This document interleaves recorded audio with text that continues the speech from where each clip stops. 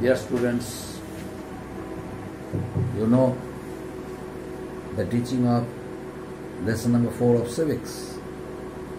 The Supreme Court is completed. Before the introduction of a new lesson of history, I have decided to re-explain certain points which are the part and parcel of the concept of the Supreme Court. The Supreme Court has appellate jurisdiction, as I mentioned earlier. The Supreme Court has advisory jurisdiction, I mentioned earlier. The Supreme Court has,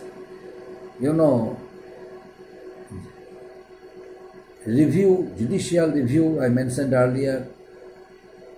The Supreme Court is the court of record, I mentioned earlier. The Supreme Court has the original jurisdiction, I mentioned earlier. Now, today I am going to discuss about this point number 1, Apex Court of India. The Supreme Court is the Apex Court of India. Why? Why is the Supreme Court Apex Court of India? It is due to a reason the Supreme Court is said the Apex Court of India.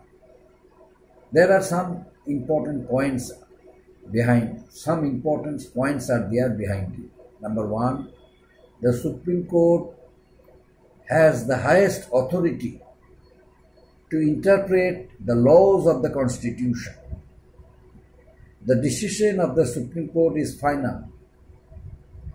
The decision of the Supreme Court's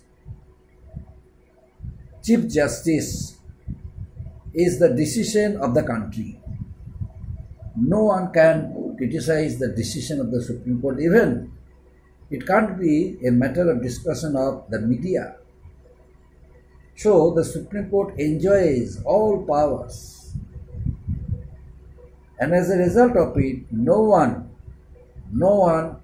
could influence over the system of judicial procedure of the Supreme Court. The President of India, in terms of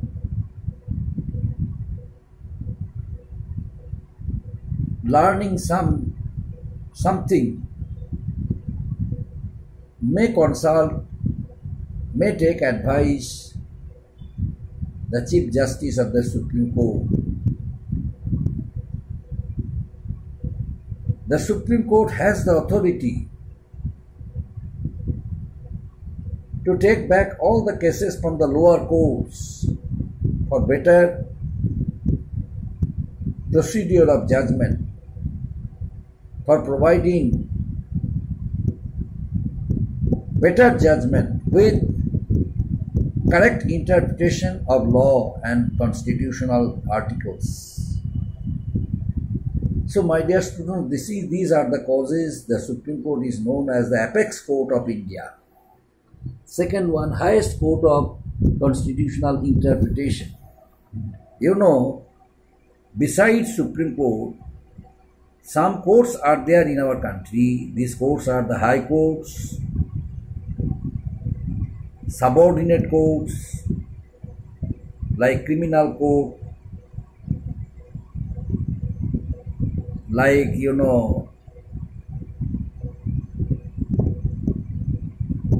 other courts, criminal courts,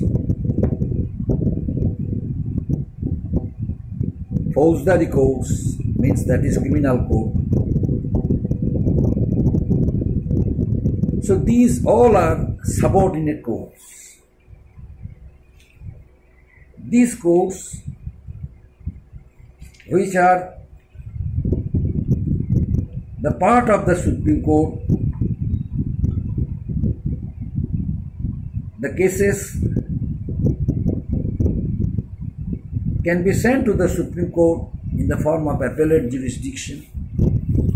First, it goes to the high courts, and then to the Supreme Court. Now, the Supreme Court is the highest authority, as I mentioned, to interpret the constitutional articles, constitutional laws. Before giving any verdict, the Supreme Court always does a thorough case study of any case. And then it finds out a number of articles related to the case and then interprets thoroughly as per the articles and the process of question answering through lawyers, the hearings of the lawyers with thorough clarification of articles of the Constitution. The Chief Justice hears and decides whether any addition or alteration is required to be added. The Chief Justice thoroughly studies the Constitution and constitutional laws before giving any verdict of any case, especially the cases usually are gone from the high courts or from subordinate courts to the Supreme Court. Next point, independence of judicial procedure. The Supreme Court has the highest authority of judicial procedure. Its decision is final. No one can criticize the verdict of the Supreme Court, as I mentioned earlier. Even media. The matter cannot be discussed in the Parliament. No matter regarding the judicial procedure or providing any verdict or giving any verdict of any case, any prolonged case, no discussion can take place in the Parliament or in both two houses of Parliament in front of the Speaker or Chairman of the Lok Sabha and the Rajya Sabha respectively. Why? Because this is the independence of the Supreme Court, independence of the judicial procedure of the Supreme Court. The judgment or the verdict which are given by the Supreme Court, the verdicts of different cases which are given by the Supreme Court, no one can challenge it. The verdicts which are given by the high courts, it can be challenged. The lawyer of any client can make an appeal through appellate jurisdiction to the Supreme Court, and Supreme Court can start the procedure of judicial review, can review the case, whether the case was studied with necessary articles, resemblance with the case, and Supreme Court can reopen the case and can give verdict. But the decision of the Supreme Court is final. No one can challenge it. But the punishment, whatever given by the Supreme Court, a person can make an appeal to the constitutional head of the country, the President, and President, after having gone through the file of that very person, can reduce the punishment. Suppose the Supreme Court has given death sentence. The Supreme Court has given lifelong imprisonment. Nowadays it is not possible lifelong, but the term is there still now. Maximum 10, maximum 10 to 20 years. A person can be there, and then the this person is, released from the jail. Anyway, but it is depending on his nature and behavior inside the jail and jail compound. Anyway, so in that case, if on behalf of that very person, any lawyer or the family members write an application for the President of India, the President, if he thinks, can reduce the punishment. In case of death sentence, sometimes the President can reduce the punishment from death sentence to lifelong imprisonment. So these are the systems. This system of the Supreme Court helped it to provide impartial judgment. There is no possibility of influencing anyone else. There is no possibility of being influenced by anyone else or by outside agency before giving verdict. The Chief Justice, before giving verdict, consult a number of judges of the Supreme Court, and finally he comes to a conclusion, and then he declares his judgment. Now, right to issue writs. In case of issuing writs, the Supreme Court has the authority to protect the fundamental rights of the citizens. The fundamental rights of the citizens are their weapons, and as per the Constitution, fundamental rights of the citizens cannot be violated. If any violation is there, the person can directly go to the Supreme Court or High Courts, and they are supposed to protect their fundamental rights.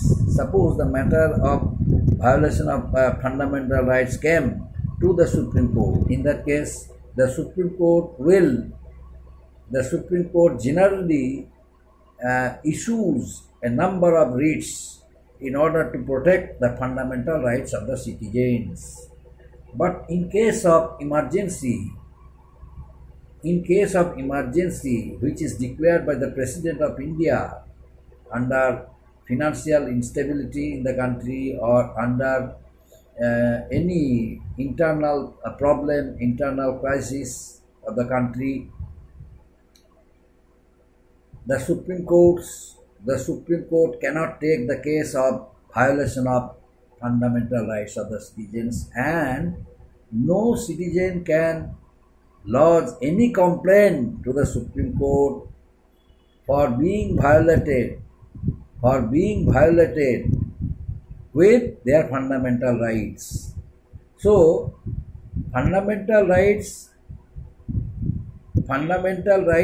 cannot be violated, but during emergency no citizen can go to the Supreme Court for the protection of their fundamental rights until the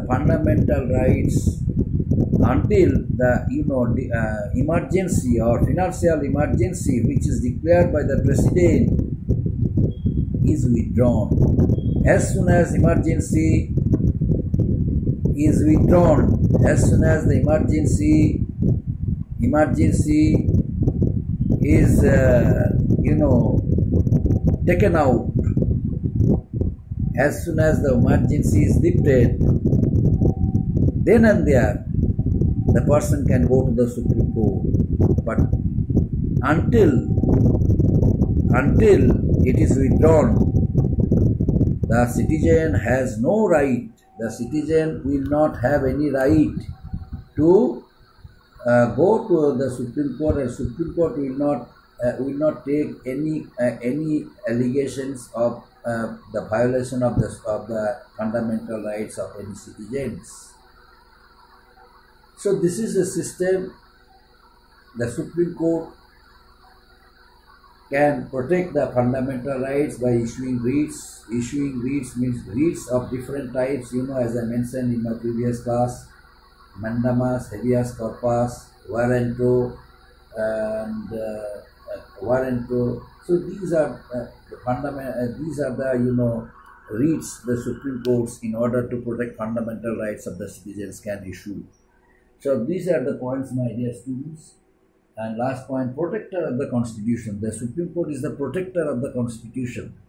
In each and every case which is thoroughly studied by the Supreme Court, it is the first and foremost duty of the Chief Justice of the Supreme Court, as well as other judges of the Supreme Court, to see and to watch and to go through the Constitution thoroughly, so as to make sure the system of judicial procedure impartial, perfect, because the Supreme Court is the highest judicial authority, highest court of law.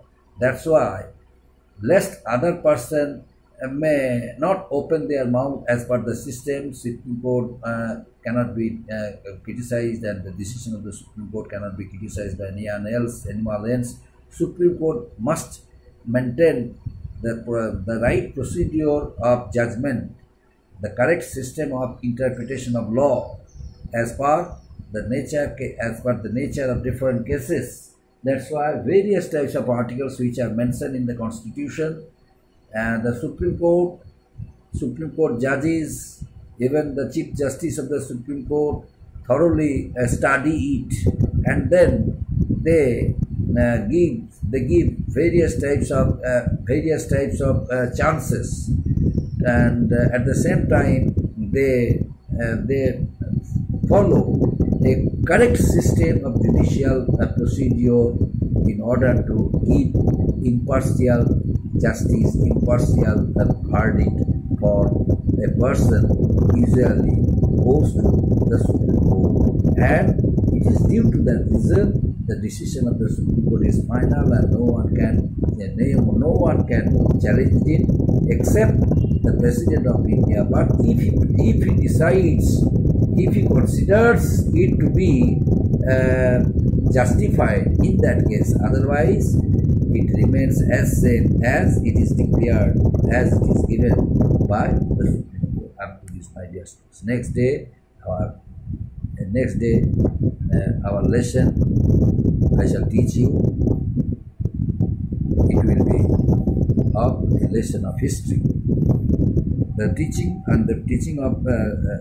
of civics is completed. No lesson is left on civics. Now the lessons which are left, these are lessons of history.